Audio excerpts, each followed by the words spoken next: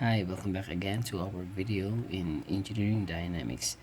This video, supposedly, we are moving on to our next topic, which is the kinematic of point mass in polar coordinates. But instead of that, I think it is worthwhile to explore this another sample problem regarding the path coordinate systems. It's because this type of problem is actually a shift between the rectangular coordinate systems. You're given, like for example, you are given in terms of rectangular components, the ax and then the ay. Then you have to convert it, or you are asked to solve for the path components, like for example the tangential components, the normal components, and then as well as the radius of curvature. So at least in this type of problem, we can be able um, to to prove that actually we can shift from one coordinate systems to another. Okay, because after all, they're just actually a way of describing the same motion. For example, this motion can be described in terms of rectangular coordinates, but uh, it is also possible that you will try to describe that in terms of path coordinate systems. Okay, so it's like the two sides of a coin. So it's just the same coin, but then there's the different sides. Okay, so this problem is taken from the textbook by Bedford and Fowler. So it's actually example 13.11. Except that I'd like to add some given data here, just for the reason that I just want to get away with some um, uncertainties. Okay, anyways, this is it. So the problem says that during a flight in which a helicopter starts from rest at t is equal to 0, the Cartesian components of its acceleration are ax is equal to 0.6t and ay is equal to 1.8 minus 0.36t. So we're given with this acceleration as a function of time. The problem asked us to determine the normal and tangential components of the helicopter's acceleration and the instantaneous radius of curvature of its path at t is equal to 4 seconds. So from t is equal to 0 to t is equal to 4 seconds. From rest to velocity, or let's say acceleration, at t is equal to 4 seconds. Okay, so if we try to illustrate this problem, then it's going to be something like this. So we have this helicopter as our point mass, and this is our path. So what we're given is this ax and ay, and we have to find this normal and then tangential components. Okay, so as I've said earlier, I'd like to add additional data here, just so that we can skip some steps, which I'm uncertain. But anyways, this is it. So instead of finding this tangential component, I'll give it here. So let's say a sub t is 2.02 meters per second squared. Okay, so we're given with ax, ay, and then a sub t. So what's left for us to find is this normal component and the radius of curvature. Okay, at that instant. Okay, so let's now start our solution. Okay, so just to recall the equations that we need, they are a sub n is equal to v squared all over rho. Okay, so actually this is what we are trying to find this rho and then this a sub n. So meaning we have to find this velocity first.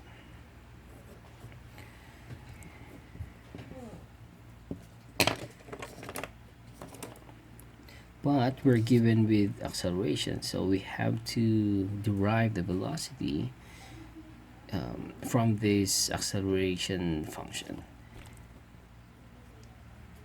Okay, so let's say solving for let's say v sub x.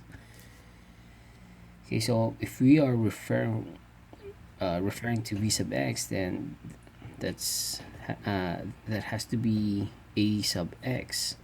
Okay, so a sub x is equal to, if you recall from our introduction to kinematics, it's just simply the derivative of velocity, or the first derivative of velocity with respect to time. But we are given with this data 0.60. Okay, so meaning acceleration as a function of time. So if we integrate this expression, then okay, so dv is equal to 0.6 integral of t dt. Our limits would be for the time, that's going to be 0 from t is equal to 0 to t is equal to 4. So let's write it here, 0 to 4. And for our velocity, that's going to be, the problem says it starts from rest. So that's going to be v is equal to 0. Okay, so from 0 to, let's just say v, because we don't know. Okay, so if we integrate this dv from 0 to v, that's just going to be v. And then this one, 0.6 t squared all over 2, evaluating from 0 to 4. So if you evaluate this one, what you get is 4.8 meters per second. Okay, so now let's solve for y. Solving for v sub y. Okay, so the same pattern again. So from a sub y is just simply dv all over dt, but our ay is 1.8 minus 0.36t. So if we integrate this one, what we get is 1.8 minus 0.36t dt. So from 0 to 4, and then this one from 0 to v. Okay, so actually this is vy. So if we integrate the left hand side, it's just v is equal to 1.8 t minus 0.36 t squared all over 2 from 0 to 4. Okay, so if we do the math, what we get is 4.32. So that's meter per second. Okay, meters per second. Okay, now we have v sub y and we also have v sub x. So what we need is the velocity, which is simply, the total velocity is just simply the square root of vx squared plus vy squared. Okay, so this velocity is always tangent to our path.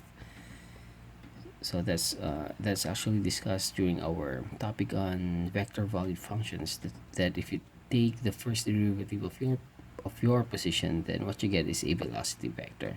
So the velocity vector is always tangent to the path, and it's tangent even if your coordinate system is rectangular, and it's just the same thing if your coordinate system is a let's say the path coordinate. So they're just the same thing. So meaning whatever value we get here from the velocity, then that's gonna be the value that we'll substitute to this equation. Okay, so let's move on. So v sub x, what is v sub x? That's 4.8. Okay, so 4.8 squared plus 4.32 squared. Okay, so if we do this math, then what we get is 6.46 meters per second.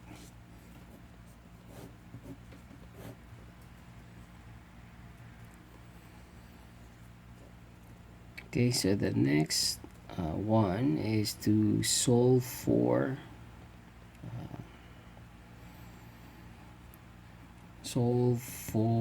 a sub n.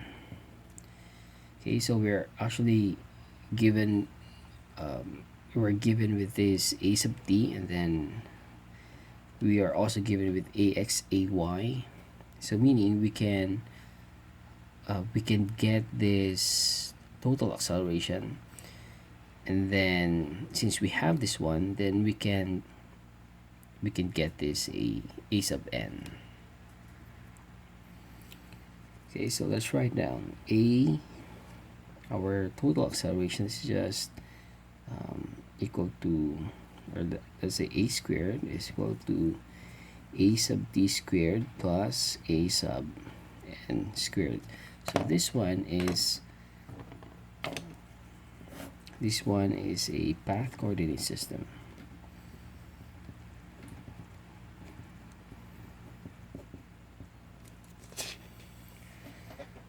Okay, so now we have this value. This is given, and this one we can actually solve using this rectangular components. Okay, so solving for a first. Okay, so our a is just simply a is equal to I think we have to evaluate first this a sub x. Since this acceleration is a function of time, then we have to evaluate this function at t is equal to 4 seconds. Okay, so let's say a sub x evaluated at t is equal to 4. So that's going to be 0.6 times 4.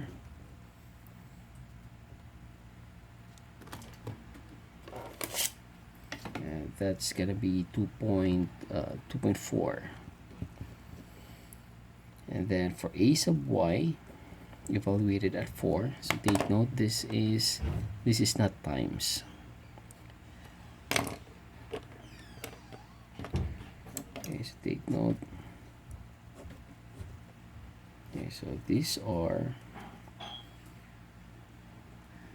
functions.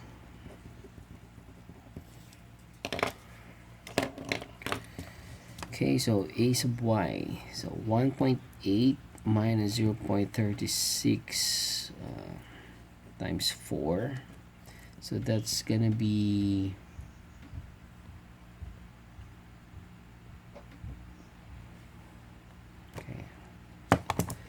let's use a calculator. 0.36 times 4, then 1.8 minus answer, so that's 0.36.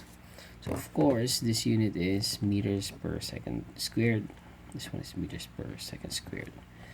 Okay, now we have this ax and ay at t is equal to 4. So we can now solve for A. Okay, so A is simply equal to ax squared plus ay squared. So what is ax? Ax is 2.4 plus 0.36.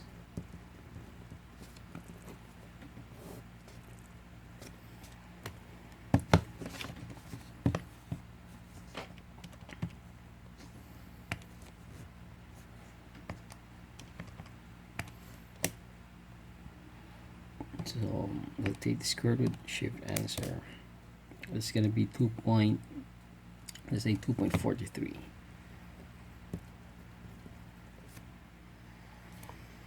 Okay, so we now have the total acceleration and then the tangential acceleration. So we can now solve for an. So a squared, so recall a squared is equal to a sub t squared plus a sub n squared. So if we transpose this one to the other side, then we can write it as square root of a squared minus a sub t squared. Okay, so 2.43 squared minus 2.02. 2.02.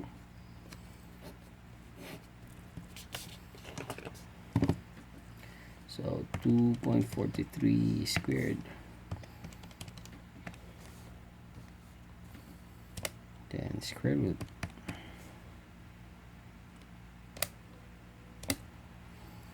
that's 1.35. So 1.35 meters per second squared.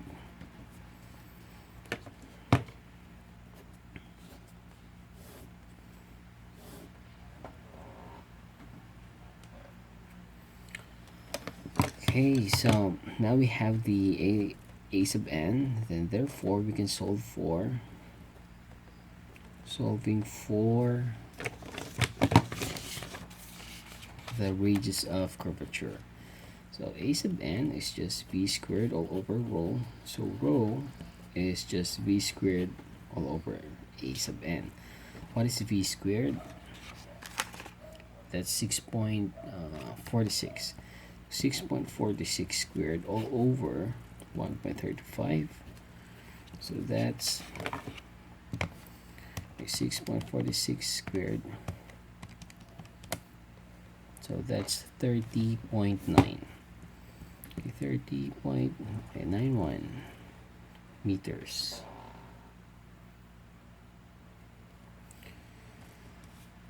Okay, or let's just say 31.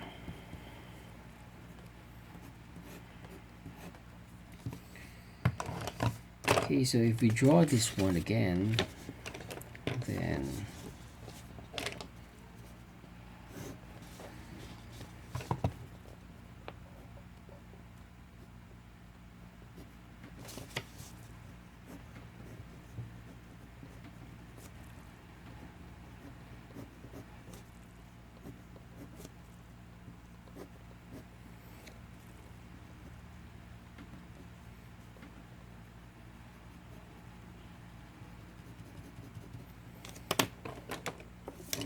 and let's say this is the point. So our tangential component is a sub t is equal to 2.02 meters per second squared, and our normal component would be a sub n is equal to 1.35. Okay, and then our instantaneous okay, let's say this is our rho. So our rho is 31 meters. Okay, so let's review our solution. The problem we're given, actually the problem we're given with, or we're given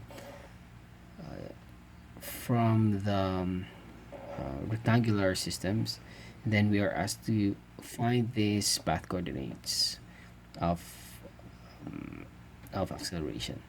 Okay, so